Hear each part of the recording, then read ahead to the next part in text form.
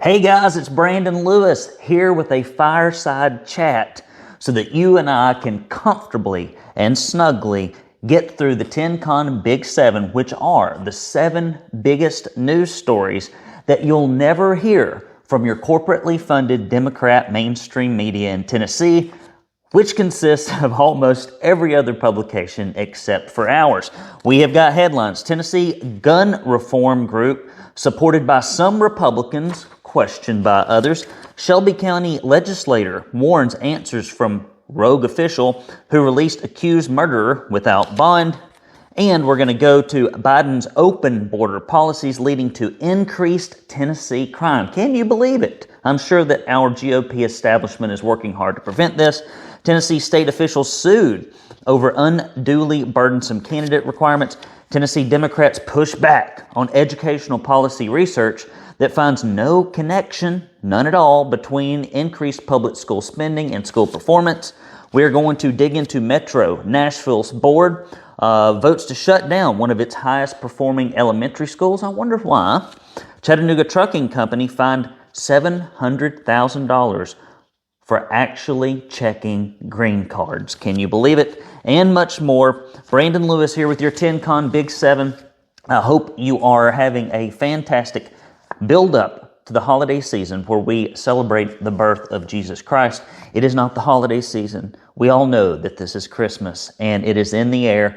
Let's get right into the stories, but first, do go to TennesseeConservativeNews.com, hit that subscribe button, get our daily eNewsletter that Jason Vaughn puts out there so that you can stay more informed than any other conservative in the state of Tennessee on what's actually going on in our state government. Go to Twitter and or X. We've got a huge following there. We are ruffling some feathers. We would love for you to come join that conversation. And of course, Gab, Getter, Truth, MeWe, and Rumble. If you'd like to subscribe, you can always text NEWS, N-E-W-S, to 423-205-5600, 423-205-5600, and it will get you straight into that e-news area. All right, guys.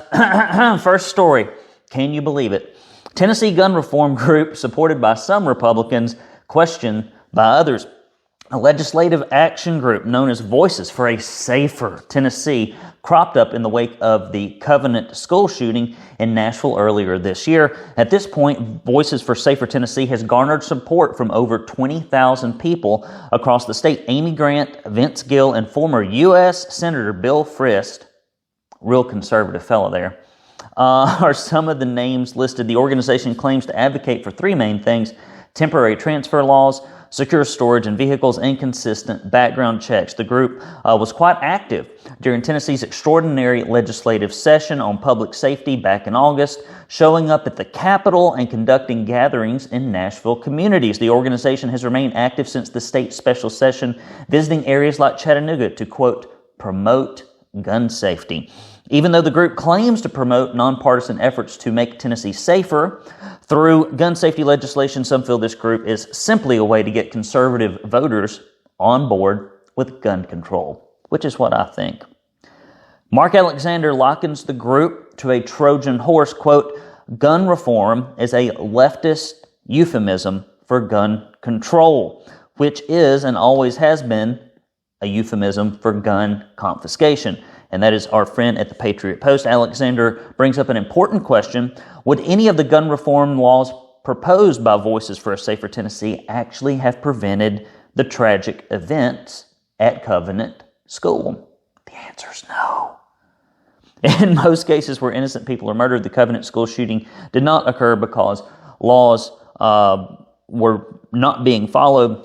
They occurred because of the hatred in the heart of a trans activist who is racist against white folks and who is a bigot as it relates to people with Christian faith. And we know this. Although your mainstream media in Tennessee told you for months that that shooter had no motivation whatsoever, but the leaked documents and transcripts do what?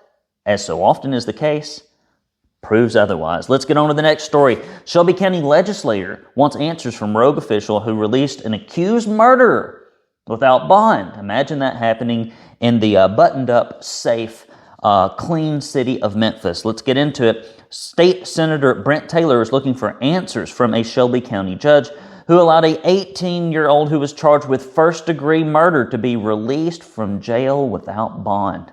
Now, I'm sure this individual is like the salt of the earth, probably has never gotten any trouble, means no one any harm. So we got to let the little children go. Well, not even a child. This is an 18-year-old adult male. Taylor has asked the administrative director for the Tennessee Administrative Office of the court to investigate the judicial decisions and practices of Judge Bill Anderson Jr. Specifically, Taylor wants to know Anderson's reason for releasing an 18-year-old without bond on November 27th. The 18-year-old is facing a first-degree murder charge, in addition to charges and other crimes for the fatal shooting of a teen during a robbery. Rob people blind and murder them. Let's let those people go. I'm telling you, this is what's going on in all the Democrat cities. And our Republicans in the legislature and our governor, all big fans of criminal justice reform, don't seem to be doing much about it as crime skyrockets in our metropolitan areas.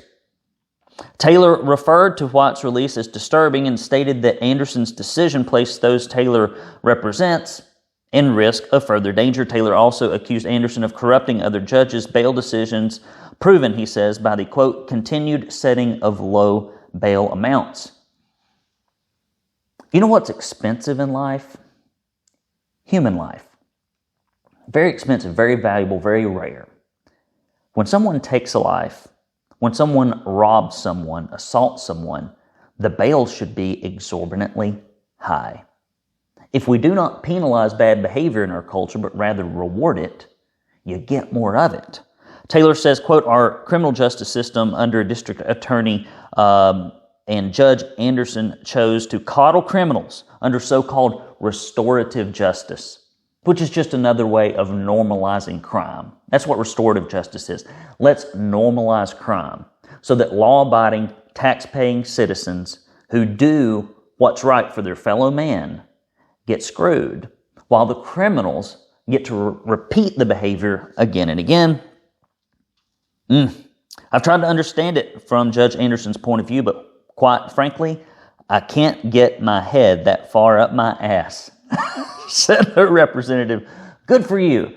I like it when people don't mince words. We try not to do that here at the Tennessee Conservative. Now listen, guys, if you want to reach the most engaged conservatives across the state of Tennessee for your campaign, your cause, your organizational event, for selling your goods, services, and wares, you can do no better than Tennessee's only and largest conservative news alternative. Please do advertise with the Tennessee Conservative. You can go to TennesseeConservativeNews.com/advertise or go to our homepage and click the advertise button. We would love to have a conversation with you, and we are very affordable. Very affordable, okay?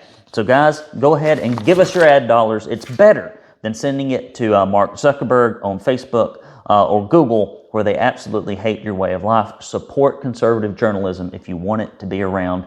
And this is a closed-circuit transmission to all of you conservative small business owners who are afraid to let folks know where you really stand on the issues. Let's get engaged. Next story, Biden's open border policies lead to increased Tennessee crime. Police in Brentwood have spent more than a year battling a string of home burglaries committed at the hands of a criminal group from South America.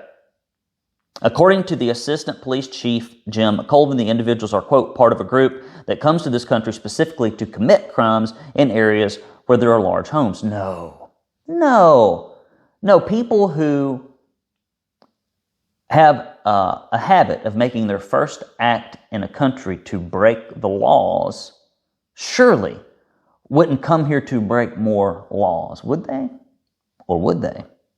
Colvin said, quote, they're very coordinated. They rotate in and out of the country, and they change locations, so they're not here very long. In August of 2022, Portland police also reported activity from the group.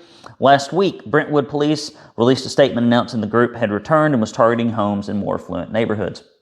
This is what happens when your state lawmakers are soft on illegal immigration, or in the case of GOP leadership, actually advocate for more of it.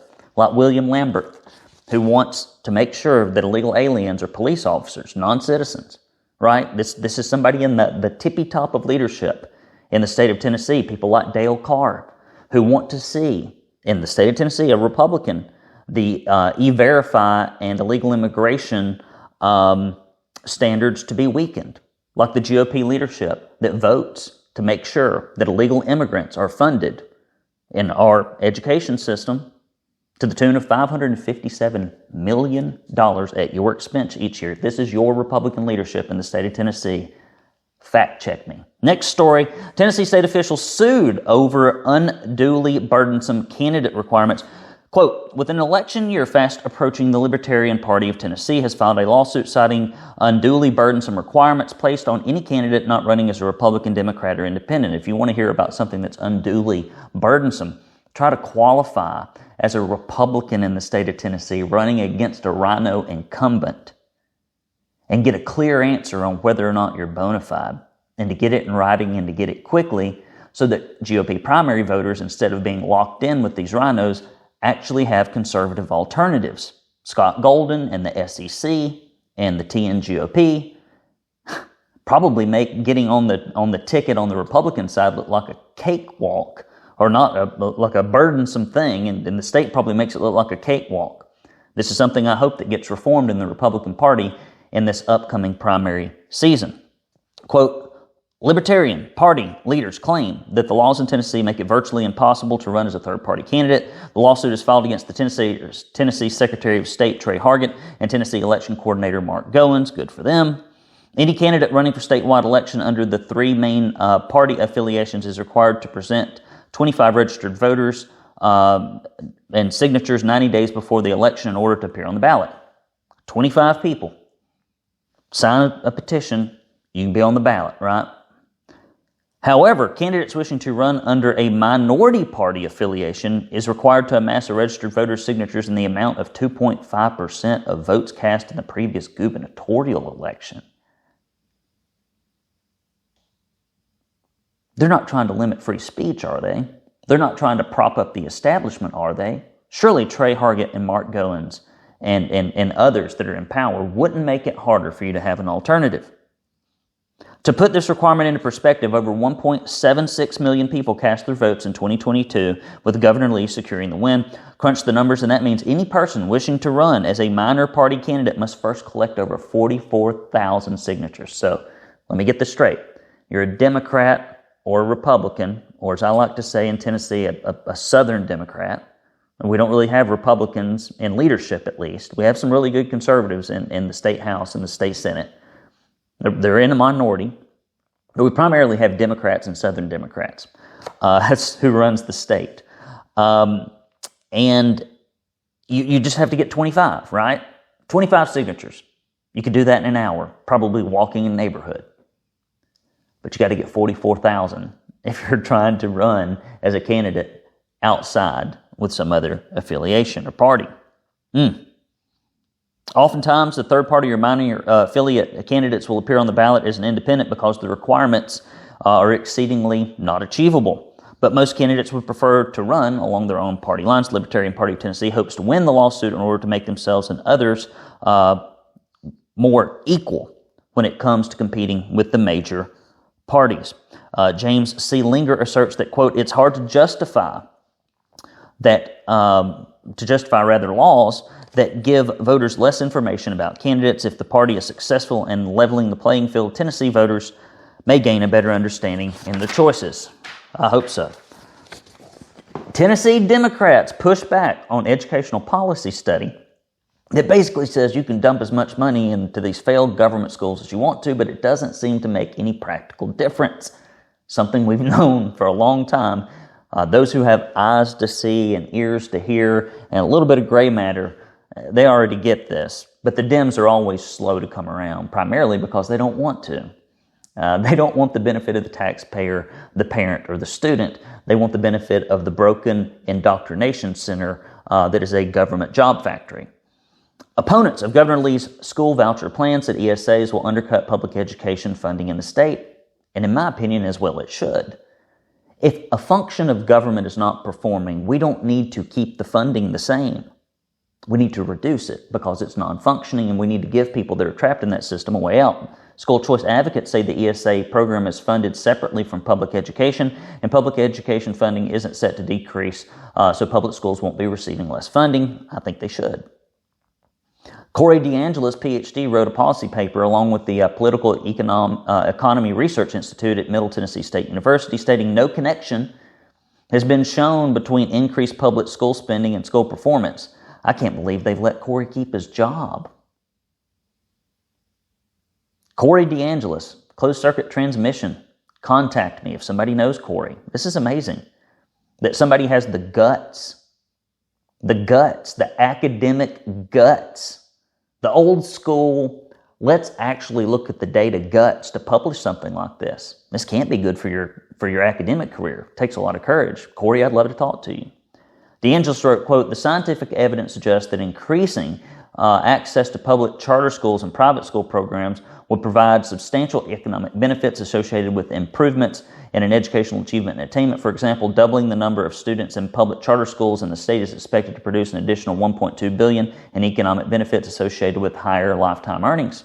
However, Tennessee State Senator Jeff Yarborough, a Democrat from Nashville who is against any parents or any kids having any choices in their education except for the failed government school they're zoned for, especially in the poor areas and the minority areas. We got to keep those people good and trapped and stupid. Okay, if they're going to keep voting Democrat, believes the policy paper is suspect and just an advocacy piece for school choice and has pushed that narrative on social media. Lee's full ESA plan is yet to be released, so many of the details remain unknown. There are a lot of conservatives that have issues with the voucher program. One big issue that people worry about, there's really two big ones. The first one people worry about is that the government will corrupt the few educational alternatives that we actually have in the state, which are primarily private school and homeschool. Government corrupts just about everything it touches. Look at the public education system. It sucks so bad even the government's trying to reform it. That's how bad it sucks. That's pretty bad. That rarely happens. The second thing that people are worried about is that it will fund illegal immigration. As I mentioned previously, we're already spending, because of Republican leadership's killing of a bill. They killed a bill that would have stopped the taxpayer funding of illegal immigration in Tennessee. Jason, if you put it in the show notes down here, maybe flash their names on the screen. Just take the screenshot of the Rhino report. Show the faces. I can't remember the names. Show the faces of the elected officials right here that actually were against supporting efforts to stop the funding of illegal immigrant education at taxpayer expense in Tennessee. You can see it right here on the screen. It's amazing, isn't it, that these Republicans support that. But they do. But the ESA voucher program, according to my friend Gary Humble, who I often trust and lean on for advice to dig into these legislative items, these ESA vouchers must be used, at least from my understanding, for illegal immigrants. Now, if I had my way, closed circuit transmission to Bill Lee, as if he would listen to me, maybe Cameron Sexton, maybe Lieutenant Governor Randy McNally, 3 rhinos, might as well put them in a zoo. They are already, funding $500 million plus in illegal immigration education. Why we would want to add more to that, I don't know. But I'd like to see no strings attached tax rebates.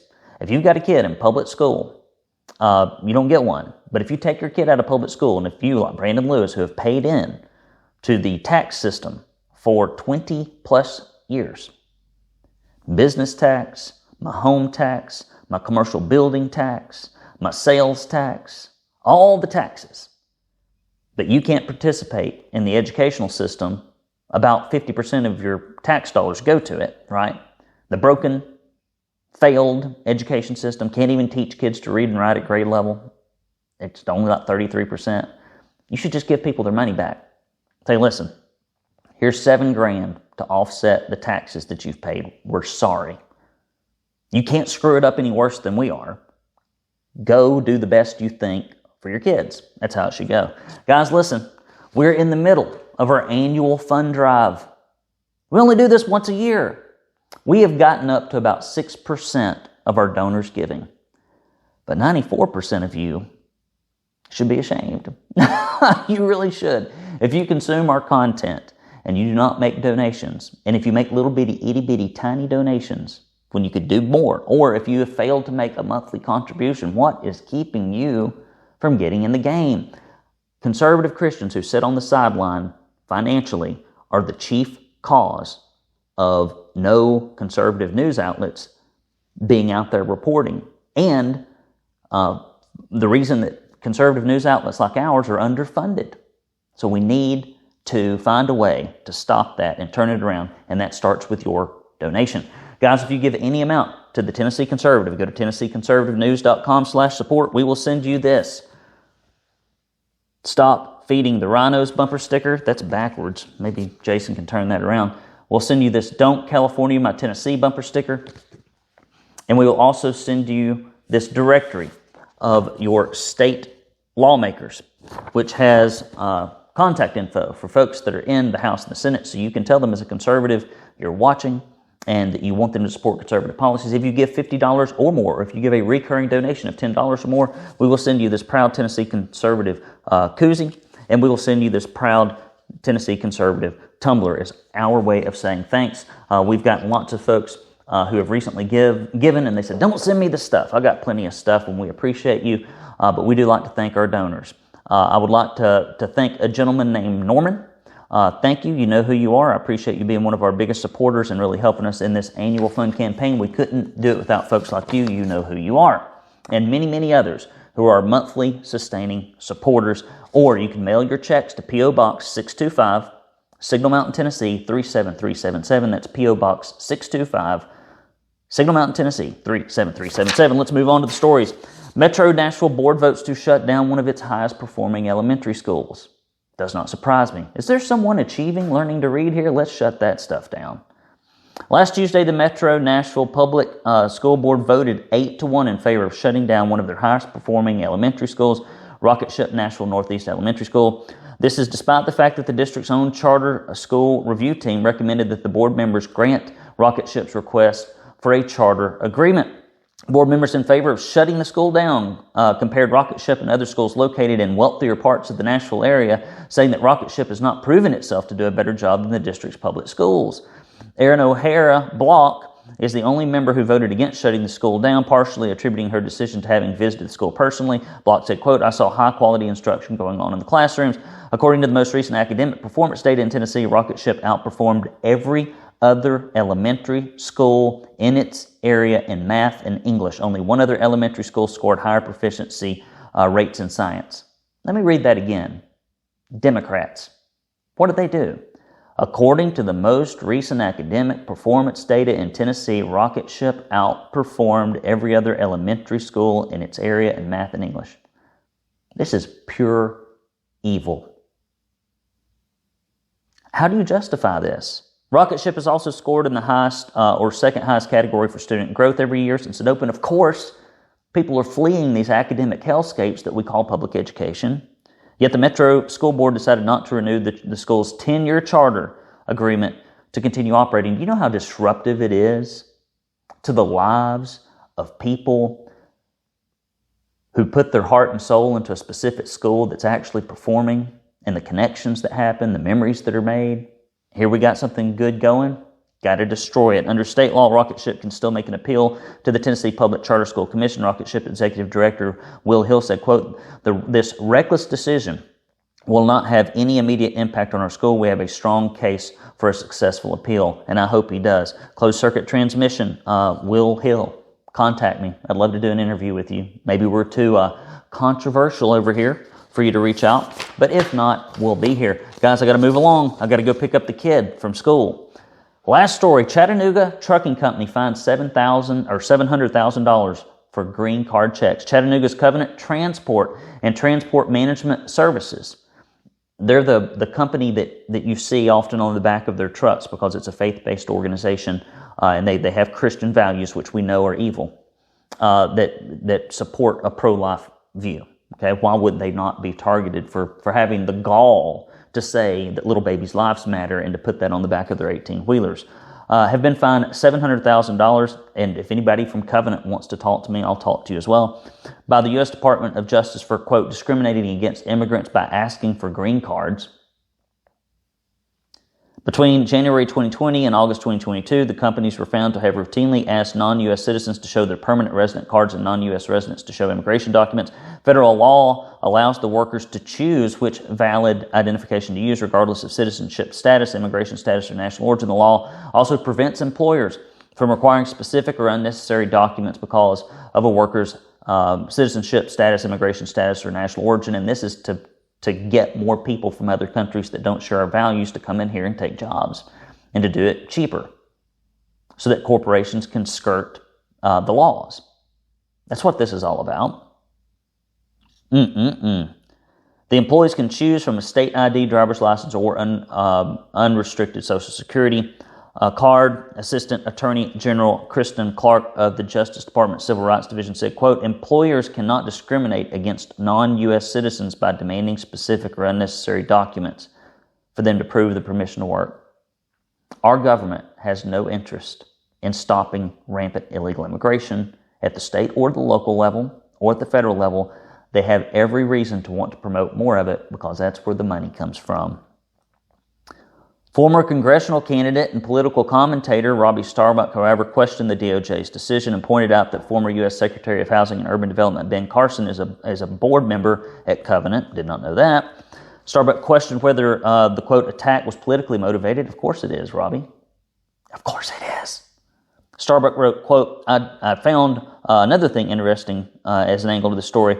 You know who's on the board of directors for Covenant? It's Ben Carson. Yes, Ben Carson. He's been seriously considered by Trump as a possible VP contender. The settlement agreement stated Covenant disregarded with the allegations made by the DOJ. Those are all the stories, guys. We have a hard time filling that good news section at the end, Jason. We need to work on that. I guess our elected officials and leaders need to work on that. Guys, I got to leave here. What am I doing this weekend? I know you're excited. You really want to know. Tonight, I've got my buddy Dan and Eunice are getting engaged. So I'm going to go see Dan and Eunice. We're going to dress up in our finest. It is cocktail attire at their home. A beautiful young couple I've watched grow, gone on camping trips with. Dan's a great entrepreneur, as is his bride-to-be Eunice. So I'm excited to go hang out with them. Saturday, what are we doing Saturday? Saturday, we're having a Christmas party over here at the Casa de Luis. Years ago, I used to pack about 100 people into my little tiny Brainerd home. People be out in the yards, be all over the place, elbow to elbow. And as I have gotten older, I've ran out of energy to have that many folks over. So we're making it more of an intimate affair with our old friends. And so I'm excited to celebrate the Christmas season with those folks. And I got a pile of work. This is my busy season and my regular job. Getting in here and doing things for the Tennessee Conservative is very difficult for me this time of year. However, it's essential that the work keep going. You know, just because it's inconvenient, just because it costs me some money, doesn't mean as a conservative Christian I get a pass, and neither do you. So please do help our annual campaign. If you've never given before, now's the time to give. I hope the Lord puts something on your conscience to live out your faith politically, because it was done in the Bible over and over again. In culture and in politics, Christians lived out their faith. We have lost that. We have lost that sense of duty in Tennessee, and we need to reclaim it. Go to TennesseeConservativeNews.com/support, or you can mail your checks to P.O. Box 625, Signal Mountain, Tennessee 37377. I love you guys. I mean it. I will see you next week for the TenCon Big 7. Whew! It's a little hot over here. I got to get out of here. Go pick up the kiddos. Take care. Have a fantastic weekend, and Merry Christmas. See you later.